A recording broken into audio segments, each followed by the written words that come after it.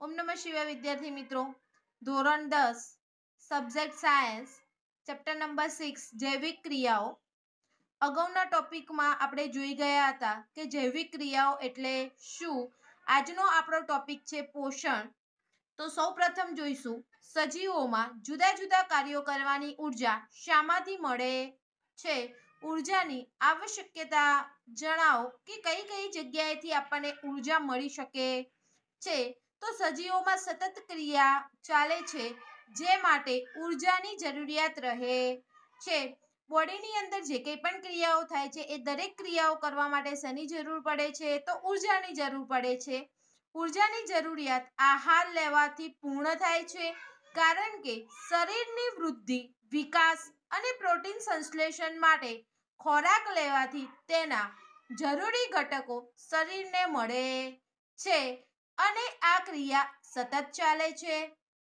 એનો મતલબ એ થયો કે ઉર્જા જો બોડીમાં ના મળે, જરૂર પૂરતી ઇમ્યુનિટી પાવર એટલે કે શરીરની અંદર જો શક્તિ ના મળે તો શરીરની અંદર વૃદ્ધિ વિકાસ પ્રોટીનનું સંશ્લેષણ એ દરેક વસ્તુનું શું થઈ જશે, સ્ટોપ થઈ જશે. એ દરેક વસ્તુમાં વિકાસ વૃદ્ધિ થશે નહીં, એટલે કે શરીરમાં વિકાસ અને વૃદ્ધિ અટકી જાય છે.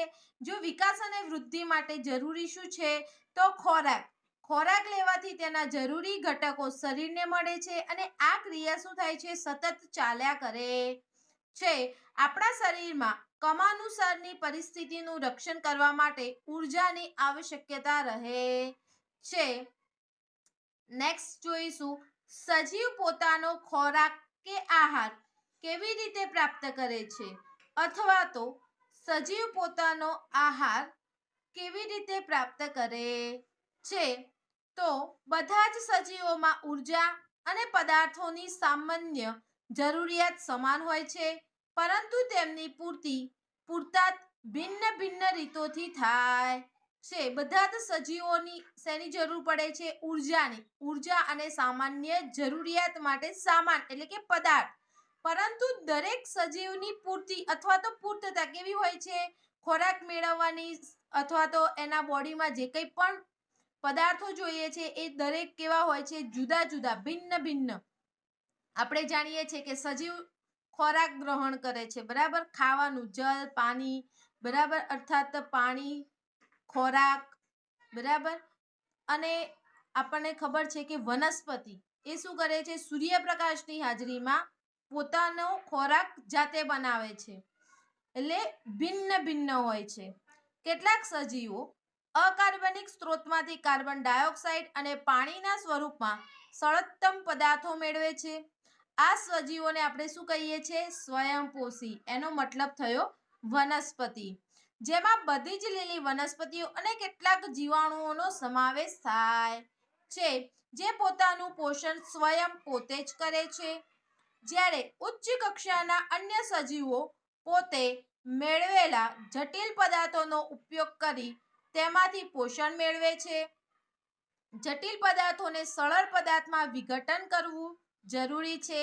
આ માટે સજીવો જૈવિક ઉદ્દીપકોનો ઉપયોગ કરે છે, જેઓને ઉત્સેચકો કહેવામાં આવે છે. એટલે કે જટિલ પદાર્થોને સરળ પદાર્થોમાં વિઘટન કરવા માટે જે ઉદ્દીપકો અથવા તો જૈવિક ઉદ્દીપકોનો ઉપયોગ થાય છે તેને ઉત્સેચકો કહેવામાં આવે છે. એક ગુણમાં પૂછાતો ક્વેશ્ચન કે ઉત્સેચકો એટલે શું, તો જટિલ પદાર્થોને સરળ પદાર્થોમાં રૂપાંતરિત કરતા જૈવિક ઉદ્દીપકોને ઉત્સેચકો કહે છે.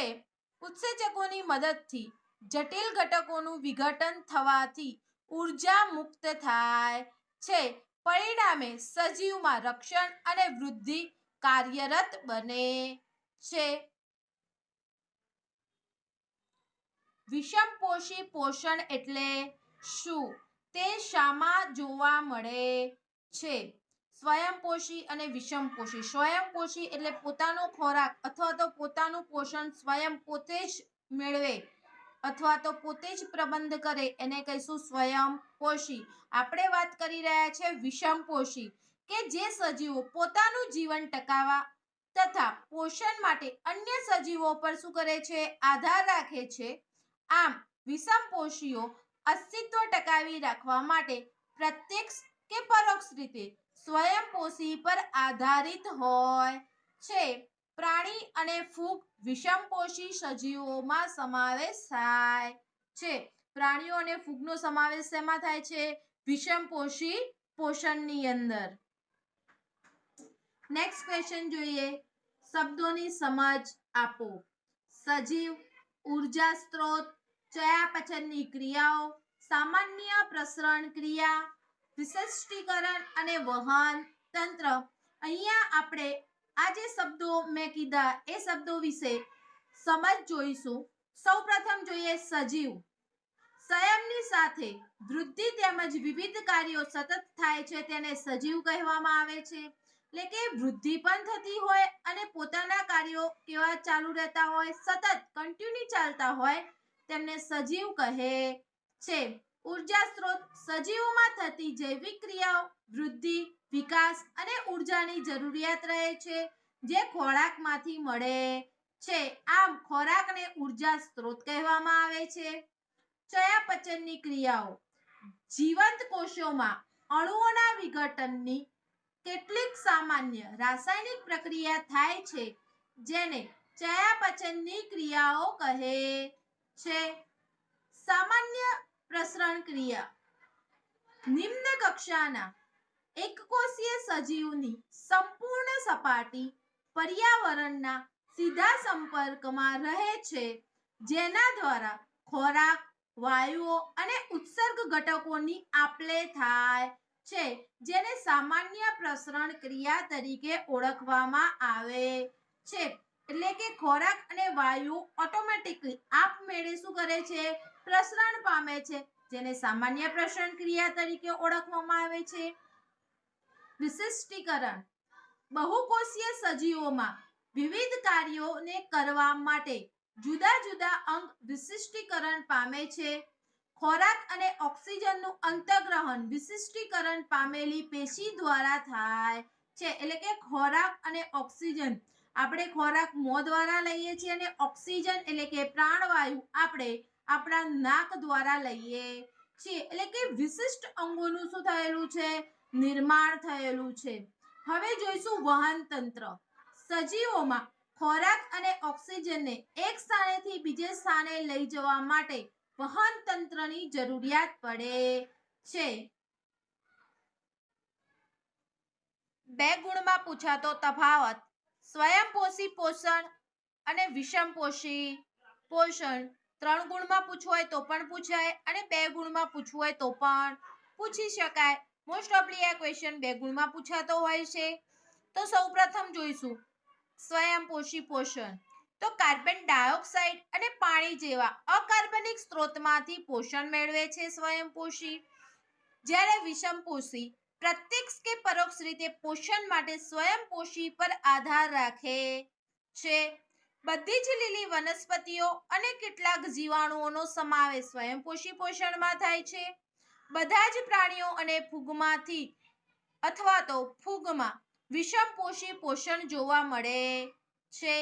સ્વયંપોષી સજીવોની કાર્બન અને ઉર્જાની જરૂરિયાતો પ્રકાશ સંશ્લેષણ દ્વારા પૂરી થાય છે.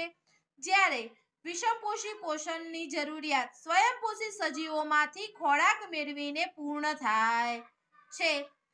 હવે આપણો સેકન્ડ ટોપિક જોઈશું સ્વયંપોષી પોષણ. સ્વયંપોષી સજીવોમાં ઉર્જાની જરૂરિયાત કોના દ્વારા સંતોષાય છે? અથવા તો સ્વયંપોષી સજીવની ઉર્જા, એમાં ઉર્જા ક્યાંથી મળે છે સ્વયંપોષી સજીવોને? તો સ્વયંપોષી સજીવોને ઉર્જા કાર્બન અને ઉર્જાની જરૂરિયાતો પ્રકાશ સંશ્લેષણ દ્વારા સંપૂર્ણપણે પર્યાપ્ત અથવા તો પૂર્ણ થાય છે. સ્વયંપોષી વનસ્પતિઓમાં પોષણ સમજાવો. 2 ગુણની અંદર પૂછાતો ક્વેશ્ચન છે કે સ્વયંપોષી વનસ્પતિઓમાં પોષણ સમજાવો અથવા તો પ્રકાશ સંશ્લેષણ માટે આવશ્યક કાચી સામગ્રી વનસ્પતિ ક્યાંથી પ્રાપ્ત કરે છે તે સમજૂતી આપો. બંનેનો જવાબ સેમ રહેશે. 2 ગુણમાં પૂછાતો ક્વેશ્ચન છે. તો જોઈએ સ્વયંપોષી સજીવો બે આહાર અથવા તો લીધેલા પદાર્થ જેવા કે કાર્બન ડાયોક્સાઇડ અને પાણીને ઉર્જા સંચિત સ્વરૂપમાં પરિવર્તિત કરે છે. સ્વયંપોષી સજીવો એ બહારથી લીધેલા પદાર્થો બે જેવા કે કાર્બન ડાયોક્સાઇડ અને પાણીને ઉર્જા સંચિત સ્વરૂપમાં શું કરે છે? પરિવર્તિત કરે છે. સ્વયંપોષી સજીવો કાર્બન ડાયોક્સાઇડ અને પાણી મેળવી સૂર્યપ્રકાશ અને ક્લોરોફિલની હાજરીમાં કાર્બોદિતમાં પરિવર્તિત કરે છે. કાર્બોદિત વનસ્પતિને વિવિધ કાર્યો કરવાની શક્તિ એટલે કે ઉર્જા પ્રાપ્ત થાય છે. પ્રકાશ સંશ્લેષણના અંતે નિર્માણ પામેલા કાર્બોદિત વનસ્પતિમાં સ્ટાર્ચ કે મળકણના સ્વરૂપમાં સંચય થાય છે. મોસ્ટ ઓફલી લીલી વનસ્પતિની અંદર કાર્બોદિત પદાર્થમાંથી તે સ્ટાર્ચ કણ સ્વરૂપે જોવા મળે છે. વનસ્પતિ પોતાની જરૂરિયાત અનુસાર તેનો ઉપયોગ કરે છે અને પોષણ મેળવી વિવિધ ક્રિયાઓ સંપન્ન કરે છે. નેક્સ્ટ ક્વેશ્ચન જોઈએ. પ્રાણીઓમાં ખોરાક સંચય કયા સ્વરૂપે થાય છે?